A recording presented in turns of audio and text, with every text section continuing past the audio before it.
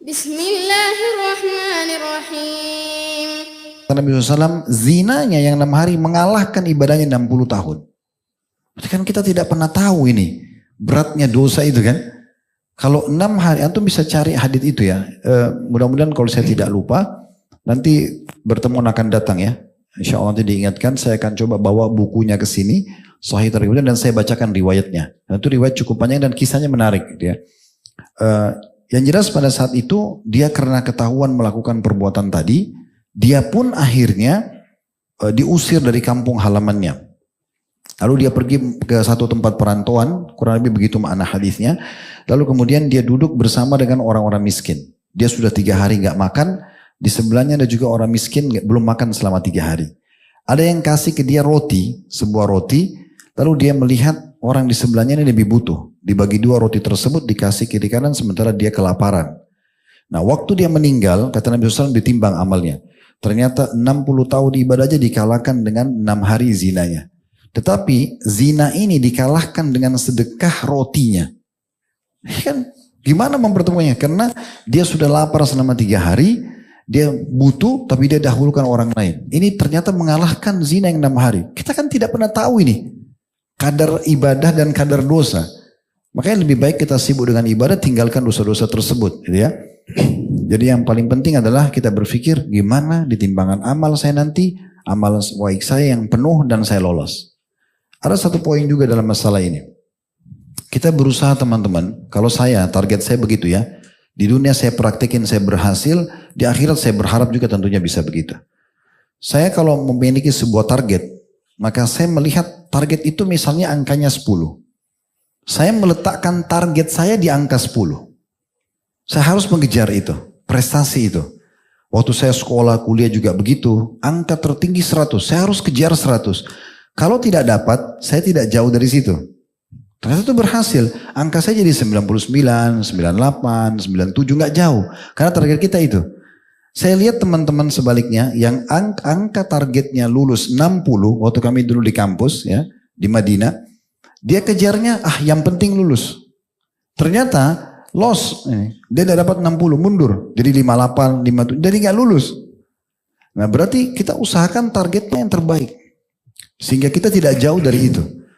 Nah itu bisa dalam apa saja ya. Antum lagi masuk ke satu kompetisi pertandingan positif ya. Apa saja. Antum lihat yang tertinggi juara 1 dapat ini. Targetnya itu dulu. Nanti kalau antum tidak dapat, antum minimal di nomor 2. Itu sudah pasti begitu kaidahnya dasarnya. Nah begitu juga dengan di akhirat. Kita target bagaimana timbangan amal saya jauh lebih banyak daripada amal dosa saya.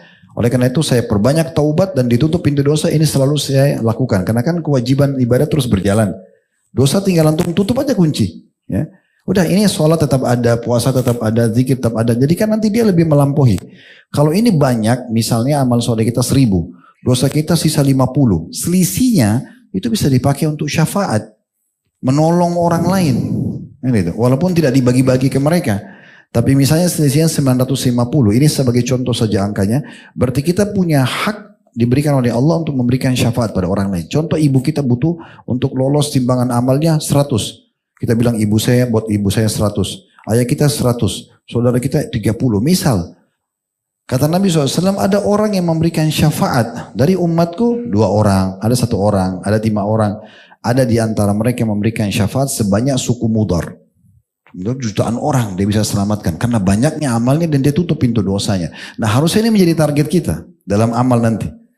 Jadi tidak usah muncul pertanyaan lagi, bagaimana kalau amal buruk saya lebih berat daripada amal baik saya? Apakah masuk neraka dulu atau saya masih bisa jalan tidak masuk neraka? Tentu saja ada solusinya syafaat, tapi ini kecil. Lebih baik bukan ini target kita dan tidak usah dipikirkan ini. Pikir bagaimana amal soleh saya mencapai target tertinggi. Orang yang paling berat timbangan amalnya hari kiamat. Lalu mulai belajarlah. Kira-kira apa yang paling memberatkan timbangan amal hari kiamat. Itu kita fokus mengerjakan ibadah-ibadah tersebut. Ya. Baik, syukur Ustaz. Selanjutnya Ustaz. Pertanyaan dari hamba Allah, Akhwat. Ustaz, apakah boleh kita berharap kepada Allah untuk meminta contoh seganteng Nabi Yusuf, sesabar Nabi Ayub, dan sekaya Nabi Sulaiman Ustaz? Nggak bisa. Nabi Yusuf itu cuma 1. Jangan berlebihan gitu ya. Minta kepada Allah jodoh orang yang saleh, orang yang salehah, gitu ya. Saleh itu teman-teman masuk dalamnya keimanan, kelebihan fisik, ya kepintaran, itu saleh semua ya. Jadi jangan dipikir saleh itu cuma rajin sholat. Laki-laki saleh kalau yang betul-betul salehnya benar, itu pasti dia akan pikirkan income-nya halal. Dia juga tidak akan mengemis sama orang. Berarti baik, punya income. Itu pasti begitu kalau orang saleh gitu kan. Wanita salehah pasti akan jaga auratnya, nah, gitu kan. Jaga hubungannya, jaga pergaulannya, jaga pendapatannya, gitu-gitu. Nah itu semua itu pasti begitu. Jadi saleh itu masuk ke semua makna. Jadi nggak usah kasih syarat Allah yang spesifik. Ya Allah, saya mau laki-laki seperti Nabi Yusuf. Mana syaratnya? Kalau di masa Nabi Yusuf masih hidup, terus Anda ini minta, ya Allah jadikan saya istri Nabi Yusuf. Oke, masih ada peluang. Kalau sekarang sudah nggak bisa. Dan tidak akan pernah ada orang seperti Nabi Yusuf. Karena kata Nabi SAW, Yusuf diberikan setengah ketampangan dunia. Dia lewat saja di depannya wanita di masjid dalam Al-Quran digambarkan laki-laki perempuan semua pada potong tangannya. Siapa kita yang duduk kemudian lewat perempuan potong tangan? Ini luar biasa. Setampan apapun dia nggak ada perempuan bodoh mau potong tangannya gitu kan. Oh paling ya tampan selesai tetap aja potong bener. Ini saking tampannya Nabi Yusuf sampai lupa dipotong tangannya kan itu nggak ada, nggak bakal ada gitu.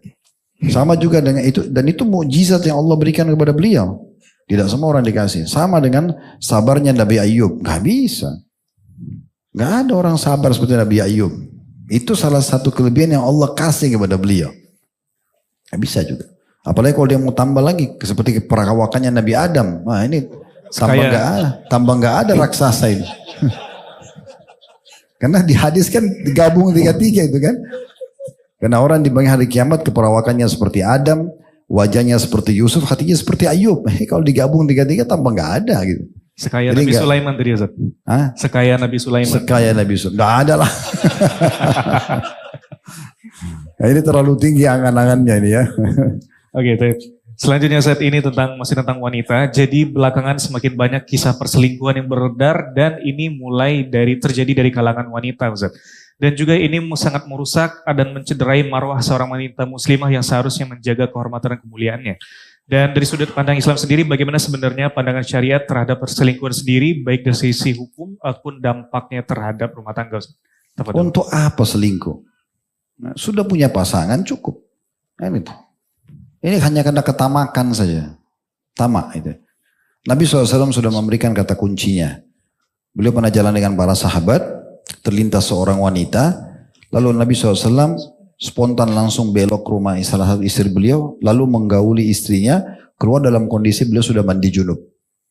Dan beliau ditahu oleh para sahabat, baru selesai mandi junub, dan para sahabat tunggu depan rumah beliau. Lalu Nabi SAW sengaja mengatakan, kalau seseorang di antara kalian bertemu dengan lawan jenisnya di luar rumah, dan dia mulai tertarik, maka segera kembali kepada istrinya. Karena istrinya memiliki apa yang dimiliki oleh orang itu. Sama aja kemaluannya.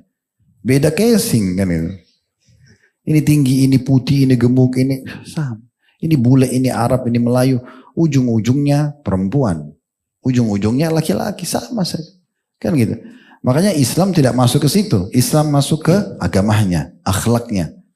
Fisik itu gak ada masalah. Gitu kan? Fisik tidak ada masalah. Bahkan berapa banyak orang yang fisiknya kurang tapi akhlaknya sempurna. Kan gitu. Ada orang cantik, gagah, tapi lisannya tajam, akhlaknya buruk. Kita nggak nyaman berteman, sombong. Ada orang yang biasa tapi santun, ramah, dermawan, kan gitu.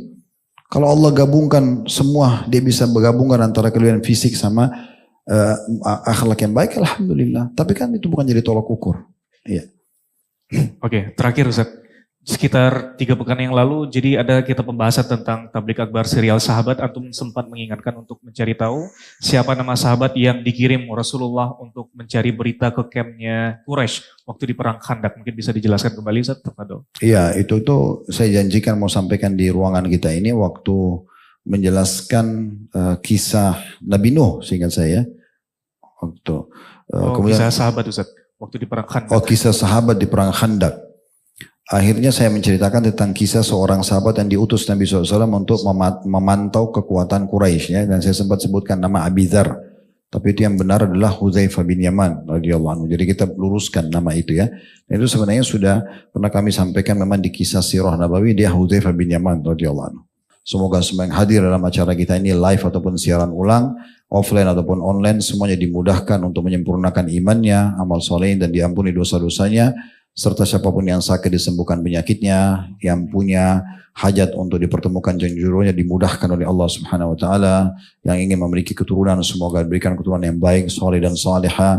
Tadi yang baru masuk Islam semoga bisa istiqomah, dan apapun hajat-hajat kita semuanya semoga Allah penuhkan dan Allah kabulkan dunia dan akhirat. Allahumma amin. Wa sallallahu ala nabiyyina wa habibina Muhammadin wa alihi wa sahbihi wasallam. Walhamdulillahi rabbil alamin. Subhanakallahumma bihamdika asyhadu an la ilaha illa anta astaghfiruka wa atubu ilaik. Wassalamualaikum warahmatullahi wabarakatuh.